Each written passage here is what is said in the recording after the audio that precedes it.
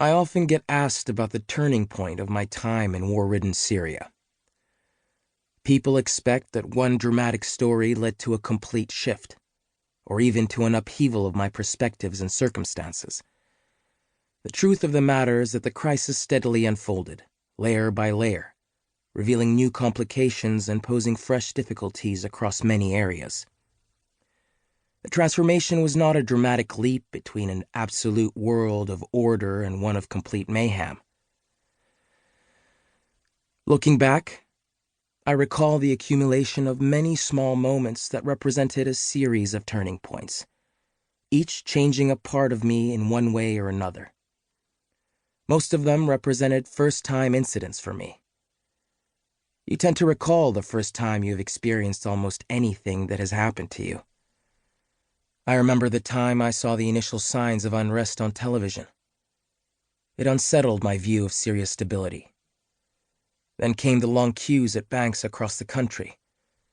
These altered my view on the robustness of a sector that was growing, and had seemed indestructible a few weeks earlier. Then, the first manned military checkpoint.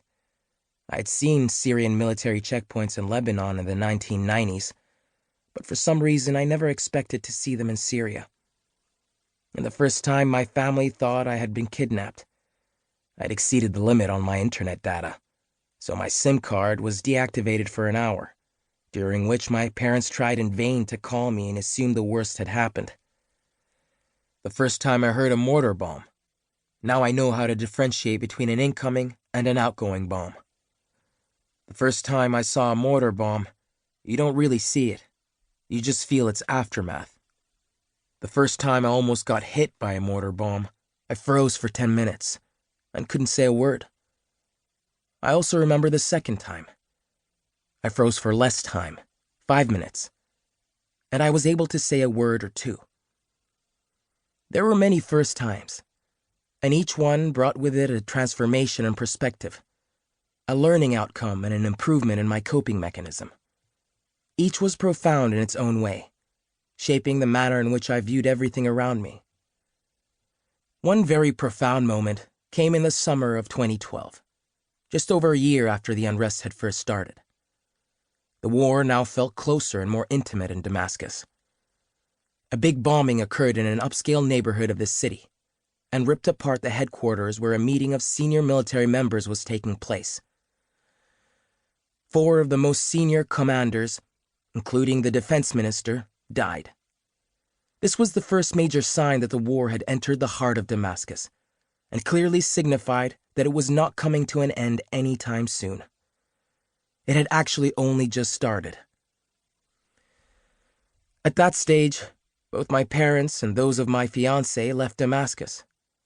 My mother and sisters initially moved to Beirut, before joining my father in Kuwait. My soon-to-be in-laws left for Riyadh. In war, typically the elder ones stay and the younger ones flee to start new lives abroad. I had it the other way around. There was something that felt unnatural about living in my own city without my parents. My hometown was always synonymous with my family. It was I who used to leave the city, never my parents. I left to study in Beirut and later in Boston. I was a variable, but my hometown and family were a constant and were always linked together. So Damascus suddenly felt eerily different. The high point of the absurdity of this feeling came when I spent the first night of my life in a hotel in my own hometown. Kidnappings became more common that summer in Damascus, and living on my own meant that I was safest in a central hotel a stone's throw from the bank. I remember very well my first day at the hotel. I consider it my first day of being a Syrian immigrant, a refugee of some sort who could no longer live in safety in his own home in his hometown.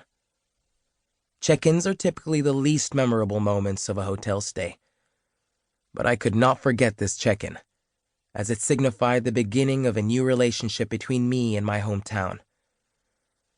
How could I spend a night at a hotel in my own city?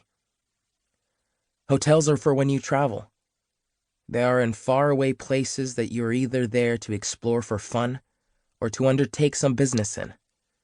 You You should never have to spend a night in a hotel in the place where you live permanently, especially when your home is just a few kilometers away.